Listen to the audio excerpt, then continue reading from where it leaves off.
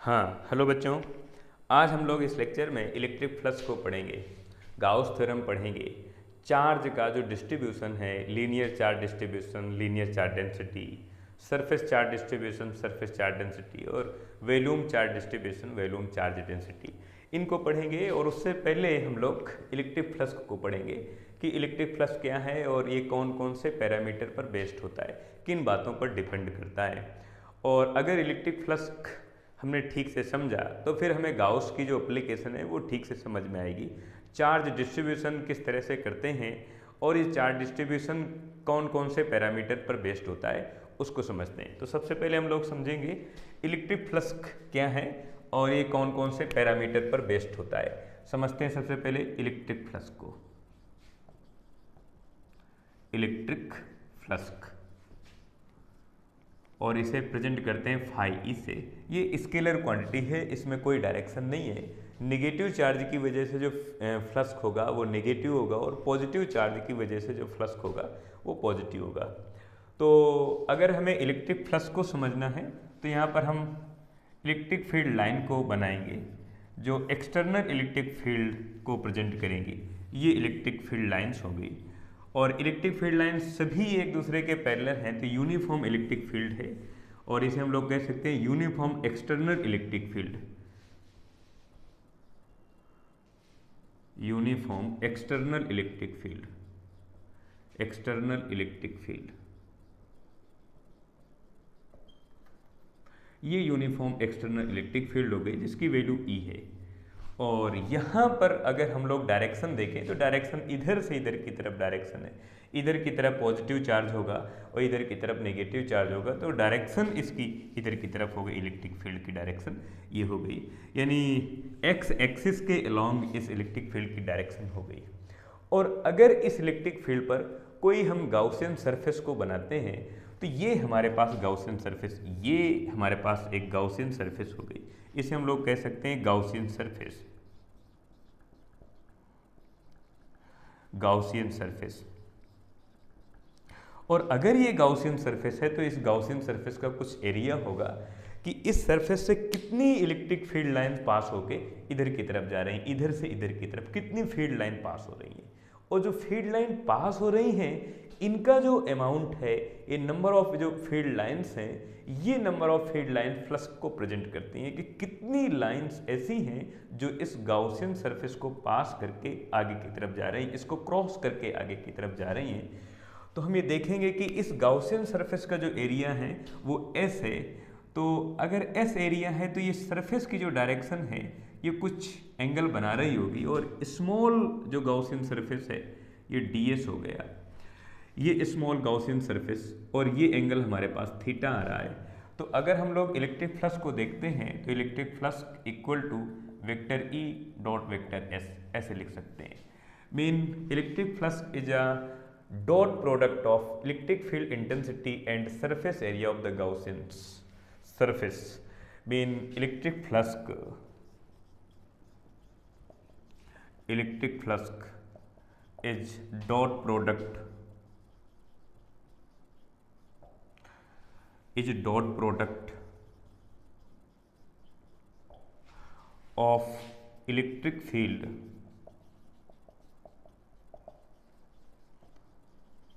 and surface area of the Gaussian surface, area of the Gaussian surface,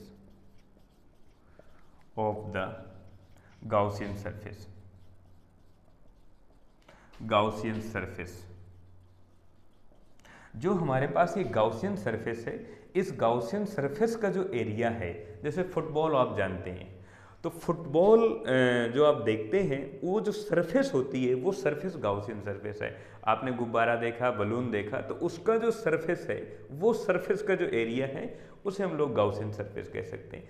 आप किसी भी body को देखें, किसी भी ऑब्जेक्ट को देखें जो कंप्लीट क्लोज हो, जैसे बॉल है, फुटबॉल है, गुब्बारा है, आप बोतल को देखें तो बोतल को जो सरफेस एरिया है वो सरफेस एरिया गाउसियन सरफेस हो जाती है। तो उस गाउसियन सरफेस का जो एरिया है वो एरिया हम लोग एस से प्रेजेंट कर रहे हैं। तो इलेक्ट्रिक फील्ड और सरफेस एरिया दोनों का जो डॉट प्रोडक्ट है वो फ्लक्स को प्रेजेंट करेगा।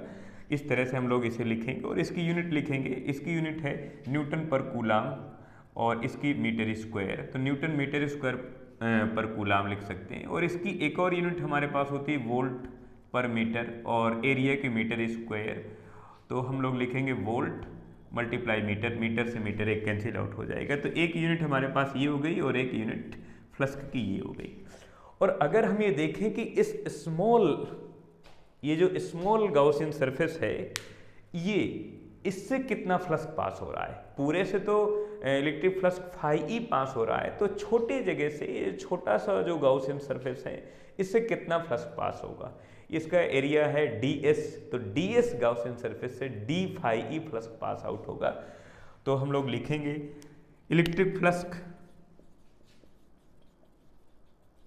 Flux passing from small Gaussian surface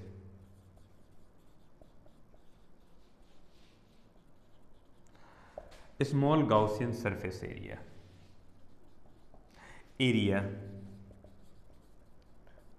ds कितना पास होगा, इसे लिखेंगे d phi equal to field intensity dot area vector of the Gaussian surface and total electric flux net electric flux. अगर यहाँ से हम लोग नेट इलेक्ट्रिक फ्लक्स कैलकुलेट करेंगे तो हम लोग इसका इंटीग्रेशन कर देंगे, क्योंकि यहाँ से इस छोटी सी जगह से अगर D phi flux pass out हो रहा है तो यहाँ पर छोटी सी जगह डी फाई, यहाँ से D phi flux pass out होगा। तो इस तरह से बहुत सारे हम लोग एलिमेंट यहाँ पर डिवाइड कर सकते हैं जिन सब का एरिया ds करके होगा, और हर एक ds गाउसियन सरफेस से D phi flux pass out होगा। तो टोटल अगर हम लोग इलेक्ट्रिक फ्लक्स को कैलकुलेट करना चाहें तो लिखेंगे, इसका इंटीग्रेशन कर देंगे, integration of close Gaussian surface d phi equal to integration of close Gaussian surface vector E dot vector ds। इधर से हो जाएगा आपके पास phi equal to integration of close Gaussian surface vector E dot vector ds, इस तरह से। तो ये हमारे पास इलेक्ट्रिक फ्लक्स का फार्मूला आ गया, जो गाउसियन सरफेस और फील्ड इंटेंसिटी के रिस्पेक्ट में आता है और इन दोनों पैरामीटर पर बेस्ड होता है। और अगर आप इसे ओपन करके लिखना चाहें तो आप लिख सकते हैं integration of close Gaussian surface E यानी फील्ड इंटेंसिटी का मॉड ऑफ, और जो गाउसियन सरफेस है उसका mod of multiply cos theta. Theta is a angle between direction of electric field intensity and area vector of the Gaussian surface. जो Gaussian surface है उसका जो डायरेक्शन है और जो फील्ड इंटेंसिटी है उसका जो डायरेक्शन है, उन दोनों डायरेक्शन के बीच का जो एंगल आ रहा है उस एंगल को हम लोग थीटा से प्रेजेंट करते हैं। और दो वेक्टर्स का अगर हम डॉट मल्टीप्लाई कराते हैं, स्केलर मल्टीप्लाई कराते हैं, तो उसकी वैल्यू कॉस के रिस्पेक्ट में आती है। तो इसको हमने लिखा E D S cos theta. जैसे आप जानते हैं vector A dot vector B equal to A B cos theta, ऐसे लिखते हैं। सपोज दैट वेक्टर ए ये है और वेक्टर बी ये है, तो ये दोनों के बीच का एंगल ये थीटा आ रहा है, इस तरह से। तो अगर हम दो वेक्टर्स का डॉट मल्टीप्लाई कराते हैं तो उसकी वैल्यू कॉस के रिस्पेक्ट में आती है। तो ये हमारे पास इलेक्ट्रिक फ्लक्स है जो फील्ड इंटेंसिटी के रिस्पेक्ट में है। आप इसे लिखें जरा, फिर इसके बाद हम पढ़ेंगे चार्ज डिस्ट्रीब्यूशन।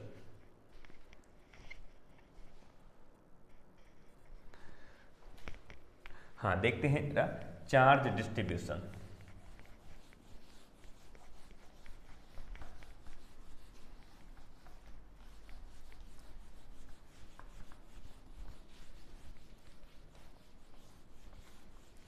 हाँ, चार्ज डिस्ट्रीब्यूशन में हम लोग चार्ज का जो डिस्ट्रीब्यूशन है वो तीन तरह से पढ़ते हैं। एक तो लीनियर चार्ज डिस्ट्रीब्यूशन, दूसरा सरफेस चार्ज डिस्ट्रीब्यूशन और तीसरा volume charge distribution.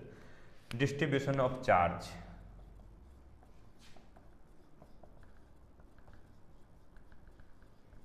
Of electric charge.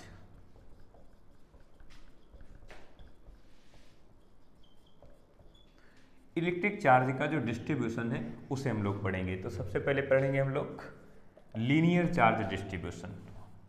Linear charge distribution.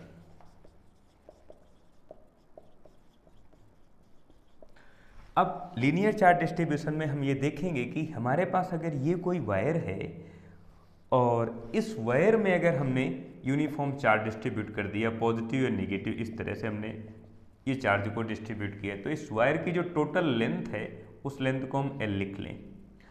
और L लेंथ में जो L लेंथ है उस L लेंथ में Q चार्ज है, यानी L लेंथ में Q चार्ज अगर है तो हम ये देखेंगे कि अगर ये हमारे पास वायर है और इस वायर में हमने Q चार्ज को डिस्ट्रीब्यूट कर दिया, सपोज दैट हमने एग्जांपल लिया कि इस वायर की लेंथ है 10 सेंटीमीटर और 10 सेंटीमीटर में 10 कूलाम का चार्ज है, तो इसका मतलब कि 1 सेंटीमीटर में 1 कूलाम का चार्ज है, 2 सेंटीमीटर में 2 कूलाम का चार्ज है, 3 सेंटीमीटर लेंथ में 3 कूलाम का चार्ज है। तो 1 कूलाम का जो चार्ज है वो 1 सेंटीमीटर लेंथ पर है। इस तरह से हम लोग कैलकुलेट करेंगे कि कितना चार्ज कितनी लेंथ पर है, यानी charge of per unit length, जो चार्ज की वैल्यू है वो पर यूनिट लेंथ पर कितना है। तो हमने यहाँ पर Q चार्ज को डिस्ट्रीब्यूट किया और Q चार्ज L लेंथ पर है, तो लिखेंगे linear charge density, linear charge density, charge density lambda equal to Q divide by L। Q charge L length पर है और इसकी यूनिट लिखेंगे कूलाम पर मीटर, इसकी यूनिट लिखेंगे कूलाम पर मीटर।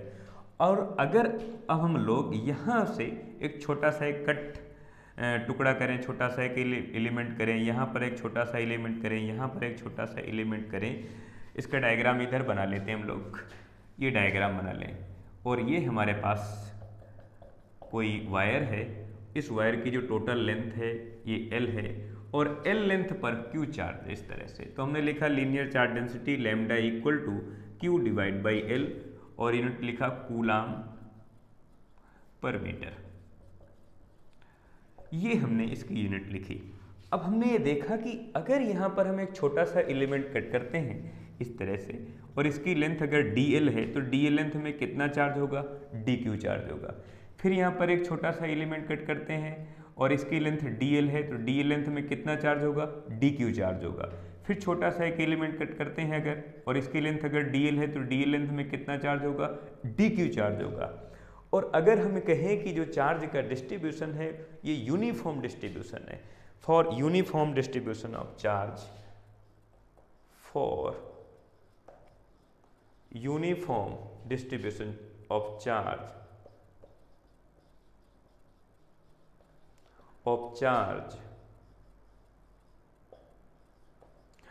इस केस में जो लीनियर चार्ज डेंसिटी है वो कांस्टेंट रहेगी। Linear charge density, linear charge density is remain constant. तो लीनियर चार्ज डेंसिटी जो है ये कांस्टेंट रहेगी, ये चेंज नहीं होगी। और अगर ये चेंज नहीं हो रही है तो हम ऐसा कह सकते हैं कि जो लीनियर चार्ज डेंसिटी है वो इस तरह से लिखें या इस तरह से लिखें, यानी Q चार्ज L लेंथ पर है तो dQ चार्ज DL लेंथ पर है। और अगर ऐसा है तो इसकी भी यूनिट कूलाम पर मीटर हो जाएगी। ये हमारे पास है लीनियर चार्ज डिस्ट्रीब्यूशन और लीनियर चार्ज डेंसिटी। अगर हमारे पास कोई वायर है और उसमें हमने यूनिफॉर्म चार्ज का डिस्ट्रीब्यूशन किया या नॉन यूनिफॉर्म चार्ज का डिस्ट्रीब्यूशन किया, एक दो एग्जांपल और देखते हैं हम लोग। जैसे हमारे पास ये वायर है और इसमें हमने यूनिफॉर्म नेगेटिव चार्ज का डिस्ट्रीब्यूशन कर दिया, इस तरह से ये नेगेटिव चार्ज का डिस्ट्रीब्यूशन किया, तो हमने देखा कि इसकी टोटल जो लेंथ है ये स्मॉल l है और स्मॉल लेंथ पर स्मॉल q चार्ज है। तो हमने देखा कि जो लीनियर चार्ज डेंसिटी है वो -q डिवाइड बाई l है, चार्ज डिवाइड बाई लेंथ। और अगर यहाँ पर हम एक छोटा सा एलिमेंट कट करते हैं यहाँ पर, तो इसकी लेंथ अगर dl है तो dl लेंथ में dq चार्ज होगा। छोटा सा एलिमेंट अगर यहाँ पर कट करें dl लेंथ का, तो इस dl लेंथ पर जो चार्ज होगा वो dq होगा। और इधर की तरफ अगर हम लोग dl लेंथ कट करते हैं तो यहाँ पर जो चार्ज होगा वो dq होगा, यानी हर एक dl लेंथ में जो चार्ज होगा वो dq होगा। और अगर हम कहें कि लीनियर चार्ज डेंसिटी कांस्टेंट है, और अगर कांस्टेंट है तो यूनिफॉर्म चार्ज डिस्ट्रीब्यूशन होगा, और अगर यूनिफॉर्म चार्ज डिस्ट्रीब्यूशन है तो हम कह सकते हैं कि lambda equal to minus Q divide by L equal to minus D Q divide by D L.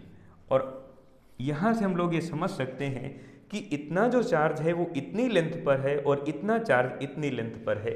अगर हम यहाँ पर स्मॉल लेंथ को कट करते हैं तो स्मॉल लेंथ की वैल्यू dl है, तो dl लेंथ पर हमारे पास जो चार्ज है वो dq चार्ज है।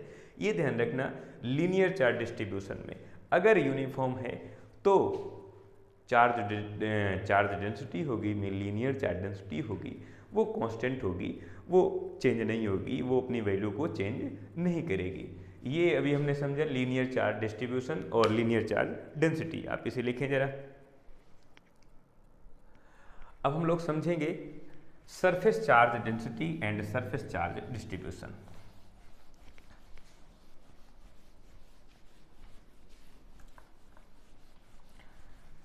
Surface charge distribution and surface charge density. Second, surface charge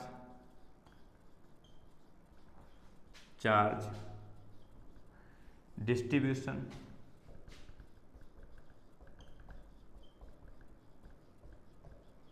and surface charge density.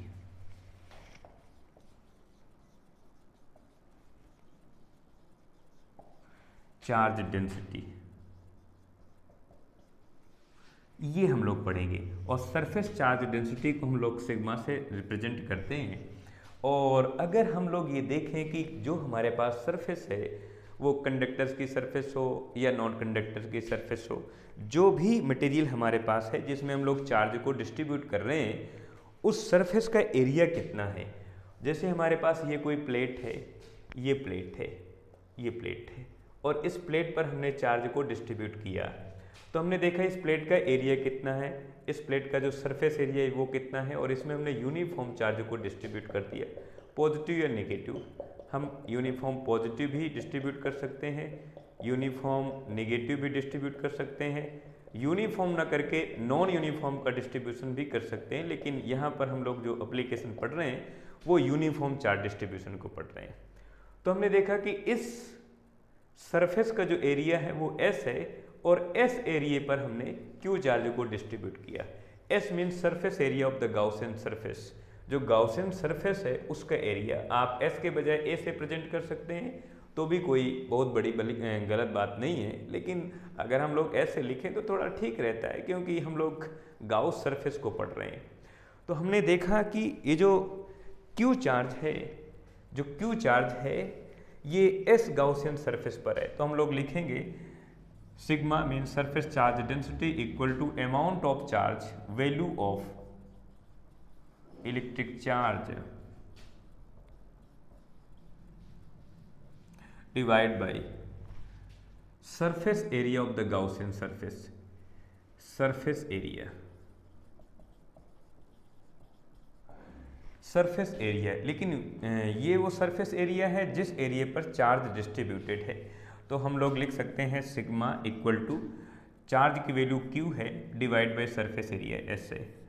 और अगर हमें मालूम है कि जो सरफेस है उसका एरिया कैसा है, माने वो ट्रायंगल है या रेक्टेंगुलर है या स्क्वायर है, तो उसका एरिया हम लोग लिख सकते हैं।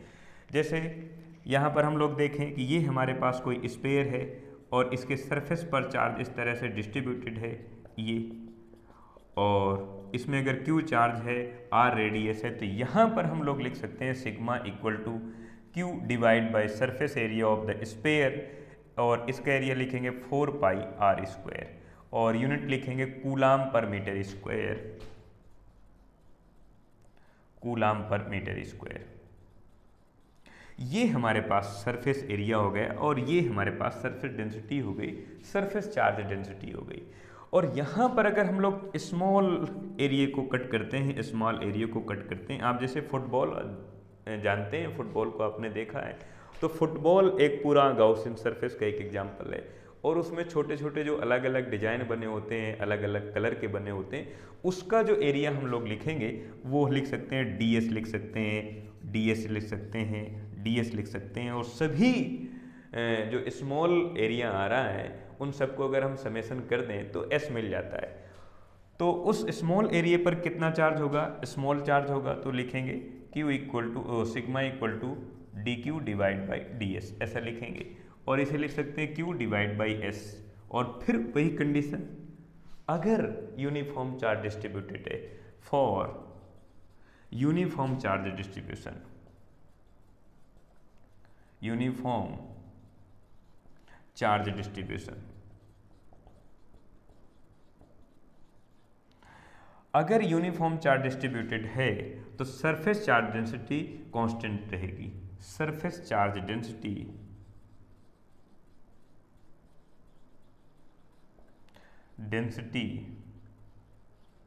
इज रिमेन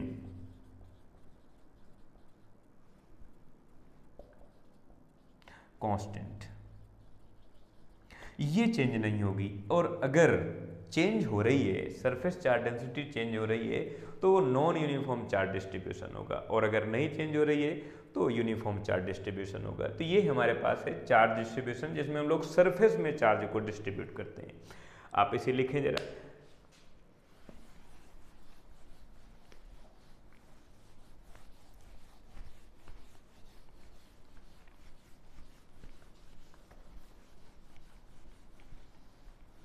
हाँ, अब हम लोग पढ़ेंगे volume charge distribution and volume charge density. Volume charge distribution and volume charge density. और अगर हमारे पास कोई चार्ज है, उसको किसी वॉल्यूम पर, किसी स्फीयर के या क्यूब के या क्यूबिक के, अगर हम लोग उसके वॉल्यूम पर चार्ज को डिस्ट्रीब्यूट करते हैं, किसी भी मटेरियल के वॉल्यूम पर अगर हम चार्ज को डिस्ट्रीब्यूट करते हैं, तो कितने वॉल्यूम पर कितना चार्ज है, कितने वॉल्यूम पर कितना चार्ज है, इसे हम लोग कहते हैं volume charge density. Mean value of electric charge in per unit volume. Per unit volume पर जितना इलेक्ट्रिक चार्ज है उसे हम लोग कहते हैं वॉल्यूम चार्ज डेंसिटी। तो लिखते हैं तीसरा number, volume charge distribution.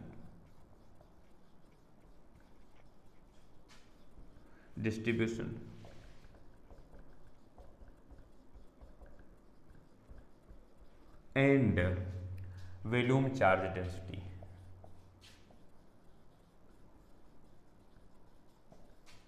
Charge density ये लिखते हैं वॉल्यूम चार्ज डेंसिटी। इसे हम रो से प्रेजेंट करते हैं। और लिखेंगे अगर हम लोग लैंग्वेज, तो लिखेंगे value of electric charge, of electric charge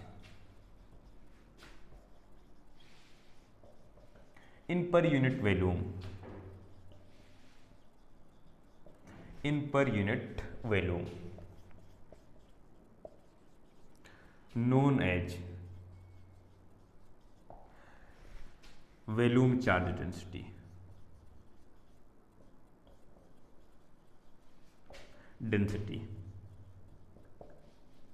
इसे हम लोग कहते हैं वॉल्यूम चार्ज डेंसिटी। और लिखेंगे हम लोग volume charge density equal to charge value of charge divide by volume, इस तरह से लिखेंगे। और इसकी यूनिट लिखेंगे coulomb per metre cube, coulomb per metre cube, इस तरह से लिखेंगे।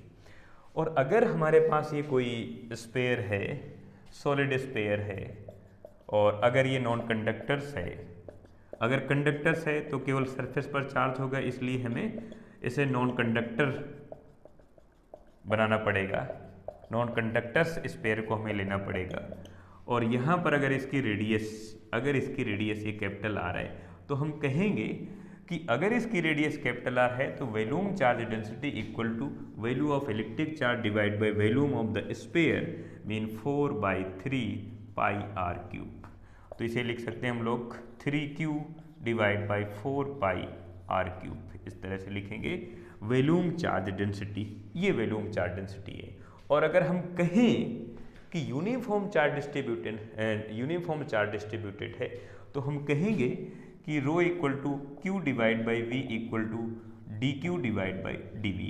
और अगर पूरा वॉल्यूम हमारे पास है V, तो एक छोटा सा वॉल्यूम यहाँ पर होगा जिसको हम लिख सकते हैं DV लिख सकते हैं। और इस DV वॉल्यूम पर जो चार्ज होगा वो DQ होगा। और अगर ऐसा है तो हम कहेंगे यूनिफॉर्म चार्ज डिस्ट्रीब्यूटेड है, फॉर यूनिफॉर्म चार्ज डिस्ट्रीब्यूशन।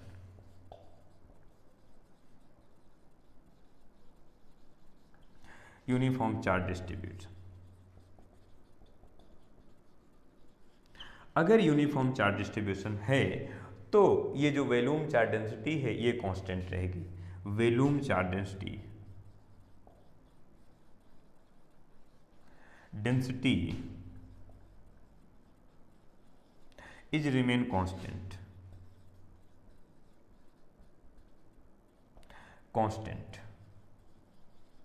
ये कांस्टेंट है, और अगर कांस्टेंट है तो हम समझेंगे कि यूनिफॉर्म चार्ज डिस्ट्रीब्यूशन है। और अगर ये वेरिएबल है टाइम के रिस्पेक्ट में या वॉल्यूम के रिस्पेक्ट में अपनी वैल्यू को चेंज कर रही है, तो हम ये कहेंगे कि ये जो चार्ज का डिस्ट्रीब्यूशन है ये नॉन यूनिफॉर्म चार्ज डिस्ट्रीब्यूशन है। लेकिन अभी हम लोग पढ़ रहे हैं यूनिफॉर्म चार्ज डिस्ट्रीब्यूशन को पढ़ रहे हैं, तो हम ये कहेंगे कि जो वॉल्यूम चार्ज डेंसिटी है ये अपनी वैल्यू को चेंज नहीं कर रही है, ये हर जगह पर सेम है।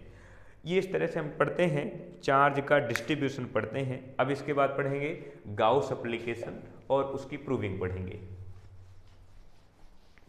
देखते हैं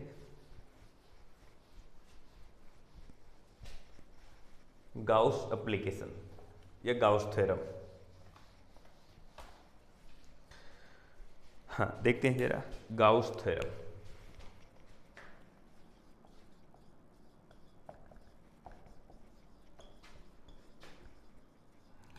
गाउस थ्योरम ये कहती है कि अगर हमारे पास कहीं पर कोई एक्सटर्नल इलेक्ट्रिक फील्ड है, ये एक्सटर्नल इलेक्ट्रिक फील्ड अगर है, ये एक्सटर्नल इलेक्ट्रिक फील्ड और अगर ये एक्सटर्नल इलेक्ट्रिक फील्ड है और इस एक्सटर्नल इलेक्ट्रिक फील्ड पर, और अगर यहाँ पर हम एक्सटर्नल इलेक्ट्रिक फील्ड पर कोई गाउसियन सरफेस को बनाते हैं, तो हम ये कह सकते हैं कि इस गाउसियन सरफेस से कितना फ्लक्स पास आउट हो रहा है, इसको हम देखेंगे तो electric flux equal to integration of vector E dot vector D S, ऐसा आप कह सकते हैं।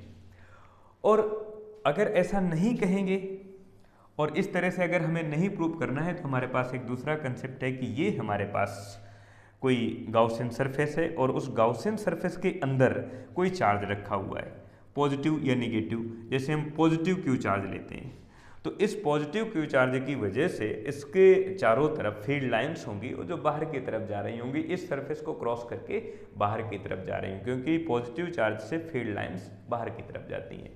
तो हम ये कहेंगे कि इस गाउसियन सरफेस से कितनी फील्ड लाइंस बाहर की तरफ जा रही हैं और कितना फ्लक्स बाहर की तरफ जा रहा है।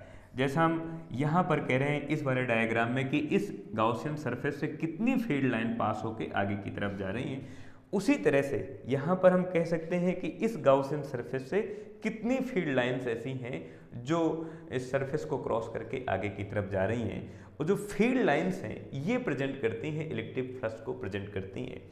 तो हम लोग देखते हैं, अब इसे कैलकुलेट करते हैं। ये हमारे पास गाउसियन सरफेस है, ये है गाउसियन सरफेस, ये गाउसियन सरफेस है और यहाँ पर हमने कोई चार्ज रखा, क्यू चार्ज, पॉजिटिव या नेगेटिव। जैसे हमने पॉजिटिव चार्ज रखा, आप नेगेटिव रखेंगे। अगर आपने नेगेटिव चार्ज को यूज किया तो नेगेटिव फ्लक्स की वैल्यू आएगी, पॉजिटिव रखा तो पॉजिटिव वैल्यू आएगी।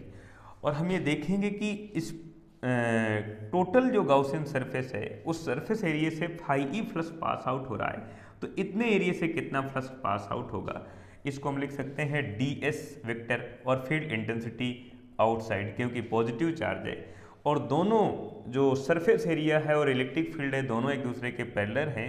इलेक्ट्रिक फील्ड और surface area of the Gaussian surface दोनों सेम डायरेक्शन पर हैं और ऐसा करने से दोनों के बीच का जो एंगल आएगा वो 0 डिग्री हो गया। और अगर ये थीटा की वैल्यू 0 डिग्री है और यहाँ पर जो सॉलिड एंगल बन रहा है इसे हम लोग इस तरह से लिख सकते हैं।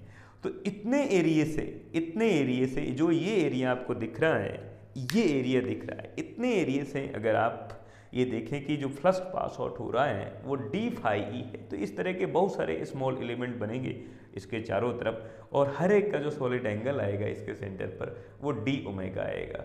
और अगर इस पूरे का हम समेशन करें तो हम लोग लिखते हैं कि जो इलेक्ट्रिक फ्लक्स है वो Q बाई एप्सिलॉन नॉट होता है, या इसे हम लोग लिख सकते हैं समेशन ऑफ Q जो इनसाइड है किसी भी गाउसियन सरफेस का और उसे हम लोग 1/ε0 लिखेंगे। यानी total electric flux passing from Gaussian surface is always equal to 1/ε0 times of the electric charge. जो इलेक्ट्रिक चार्ज है उसका 1/ε0 होता है इलेक्ट्रिक फ्लक्स। तो ये हमारे पास गाउस एप्लीकेशन है और इसे हम लोग अभी प्रूव करेंगे। अगर लैंग्वेज लिखें तो लिखेंगे total electric flux, total electric flux passing from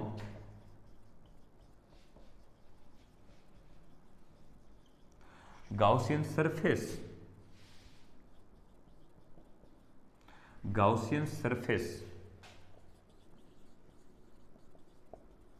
is always equal to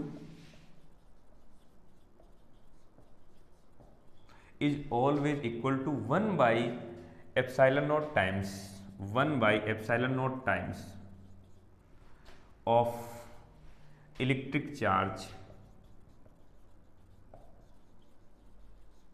जो इलेक्ट्रिक चार्ज इस गाउसियन सरफेस के अंदर है उस गाउसियन सरफेस का 1/ε0 टाइम्स होगा इलेक्ट्रिक फ्लक्स।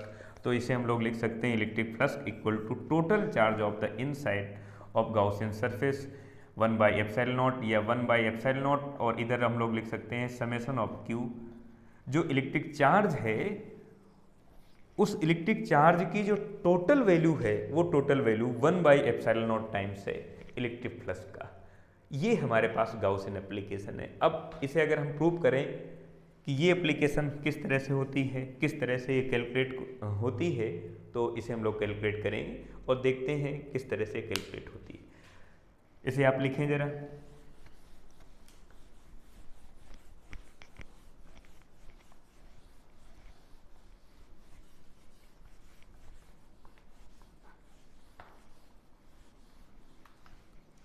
हाँ, इसकी प्रूविंग देखते हैं।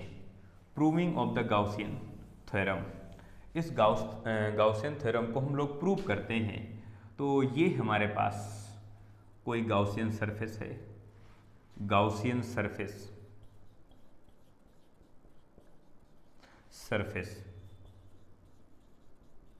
ये हमारे पास गाउसियन सरफेस है और इसके अंदर अगर हमने कोई चार्ज रखा, पॉजिटिव या नेगेटिव चार्ज रखा, अगर पॉजिटिव चार्ज रखेंगे तो फील्ड लाइन की डायरेक्शन जस्ट आउटसाइड होगी, नेगेटिव में इनसाइड होगी। तो एक बार हम लोग समझने के लिए पॉजिटिव चार्ज ले लेते हैं। तो ये हमारे पास आर रेडियस का कोई स्फीयर है और ये जो टोटल स्फीयर है, इस स्फीयर का जो सरफेस है, सरफेस एरिया है वो एस है। तो स्मॉल जो इतना एरिया है ये ds होगा। तो इतने एरिया से कितना फ्लक्स पास आउट हो रहा है और इसे हम लोग ds से लिख लेते हैं। तो इसकी जो डायरेक्शन होगी जस्ट आउटसाइड होगी और फील्ड की डायरेक्शन भी जस्ट आउटसाइड है। तो दोनों सेम डायरेक्शन पर हो गए और सेम डायरेक्शन में होने की वजह से ये दोनों एक दूसरे के पैरेलल हो गए। Mean electric field and area of the Gaussian surface is parallel and angle between both vectors, दोनों वेक्टर्स के बीच का जो एंगल है वो 0 डिग्री है। और ऐसा करने से हम लोग इलेक्ट्रिक फ्लक्स कैलकुलेट करेंगे। Passing electric flux phi E equal to integration of vector E dot vector ds। और अगर इसे ओपन करें तो फाई ई इक्वल टू हम लोग लिख सकते हैं ई ds cos theta. Theta 0 degree है तो यहाँ पर लिखेंगे फाई ई इक्वल टू ई बाहर आ जाएगा और इधर लिख सकते हैं हम लोग इंटीग्रेशन ds और इधर cos 0 अगर लिखेंगे तो cos 0 की वैल्यू 1 है और इधर phi E equal to q। तो इस गाउसियन सरफेस के अंदर का चार्ज है और E इलेक्ट्रिक फील्ड है और इस चार्ज की वजह से यहां पर जो इलेक्ट्रिक फील्ड आएगी, electric field due to point charge, electric field due to point charge E equal to KQ divide by R square. क्योंकि रेडियस यहाँ पर कैपिटल आर है तो हम कैपिटल आर स्क्वायर लिखेंगे, K की वैल्यू लिखेंगे तो Q ओवर 4πε0 आर स्क्वायर। और ये जो S है, ये जो गाउसियन सरफेस है, इसको हम लोग लिख सकते हैं S, और S स्क्वायर का एरिया है 4πr²। ये वैल्यू सभी यहाँ पर पुटअप कर देते हैं, तो electric flux equal to E की वैल्यू हम लोग लिखेंगे Q/4πε0r², and A mean area की वैल्यू लिखेंगे हम लोग, सरफेस एरिया 4πr²। ये कैंसिल आउट हो जाएगा, तो फ्लक्स इक्वल टू Q/ε0। ये आप इसे लिख सकते हैं, किसी भी गाउसियन सरफेस के इन साइड जितना चार्ज है उस चार्ज की 1/ε0 वैल्यू इलेक्ट्रिक फ्लक्स के इक्वल होती है। तो ये हमारे पास गाउसियन सरफेस है, और इस तरह से हम चार्ज का डिस्ट्रीब्यूशन पढ़ते हैं। आप इसे लिखें जरा।